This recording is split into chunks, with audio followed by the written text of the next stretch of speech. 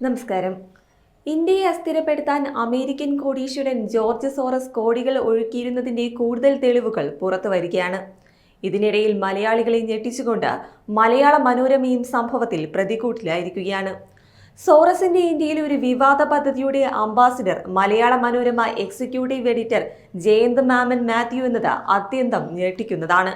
മാധ്യമപ്രവർത്തകർക്കുള്ള വിദ്യാഭ്യാസ പ്ലാറ്റ്ഫോം എന്ന് അവകാശപ്പെടുന്ന ഫാക്ട് ശാലയ്ക്ക് സോറസ് കോടികൾ നൽകിയതിന്റെ രേഖകൾ വിക്കിലീക്സ് ആണ് പുറത്തുവിട്ടിരിക്കുന്നത്. ജയന്ത് മാമൻ മാത്യുവിന് പുറമെ ദി പ്രിന്റിലെ ശേഖർ ഗുപ്ത, ദി ക്വിന്റിലെ റിതു കപൂർ, ബീട്രൂട്ട് ന്യൂസിലെ ഫേസ് ഡിസൂസ എന്നീ വിവാദ മാധ്യമ പ്രവർത്തകരാണ് മറ്റ് 3 അംബാസിഡർമാരായി ഉള്ളത്. കാശ്മീരി മാധ്യമ പ്രവർത്തകൻ സയ്യിദ് നസാഖത്ത് സ്ഥാപിച്ച ഡേറ്റാ ലീക്സിന് കീഴിലാണ് ഈ ഫാക്ട് ശാല പ്രവർത്തിക്കുന്നത്. ഓൺലൈനിലൂടെ പ്രചരിക്കുന്ന വിവരങ്ങളിൽ തെറ്റേത് ശരിയേതെന്ന് തിരിച്ചറിഞ്ഞ് ക്രിയാത്മകമായി വിശകലനം ചെയ്ത് അറിവ് സ്വന്തമാക്കാൻ ഇന്ത്യയൊട്ടാകെ ചെറുനഗരങ്ങളിലും ഗ്രാമങ്ങളിലും പരിശീലനം നടത്തുന്ന പദ്ധതി എന്ന പേരിലാണ് ഈ ഫാക്ട് ശാല രൂപീകരിച്ചത്. വ്യാജ വിവരങ്ങൾ തിരിച്ചറിയാനും ഗ്രാമങ്ങളിലെയും ചെറുപട്ടണങ്ങളിലെയും ജനങ്ങളെയും യുവാക്കളെയും വിദ്യാർത്ഥികളെയും പ്രാപ്തരാക്കാൻ 250-ലേറെ മാധ്യമ പ്രവർത്തകരും മാധ്യമ അധ്യാപകരും ഫാക്ട് ചെക്കർമാരും സന്നദ്ധ പ്രവർത്തകരും കമ്മ്യൂണിറ്റി റേഡിയോ സ്റ്റേഷനുകൾ എന്നിവരുടെ കൂട്ടായ്മയാണ് ഫാക്ട് ശാലയെന്നും അവകാശപ്പെട്ടിരുന്നു.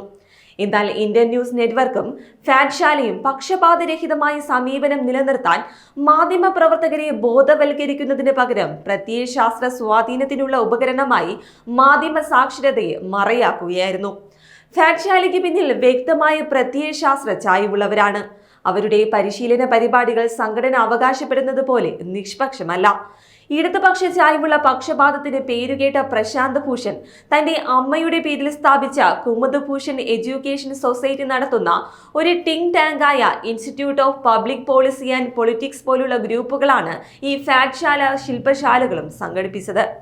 അതേസമയം 2024 ലോക്സഭാ തിരഞ്ഞെടുപ്പിൽ പ്രധാനമന്ത്രി നരേന്ദ്രമോദിയെ സ്ഥാനത്ത് നിന്ന് നീക്കാൻ താനൊരു $1 ബില്യൺ നൽകുമെന്ന് ജോർജ് സോറസ് പരസ്യമായി പ്രഖ്യാപിച്ചിരുന്നു. ജോർജ് സോറസിന്റെ ഇന്ത്യൻ ന്യൂസ് നെറ്റ്വർക്ക് എന്ന NGO മുഖേനയാണ് ഫാക്ട് ശാലയ്ക്ക് സാമ്പത്തിക സഹായം നൽകുന്നത്.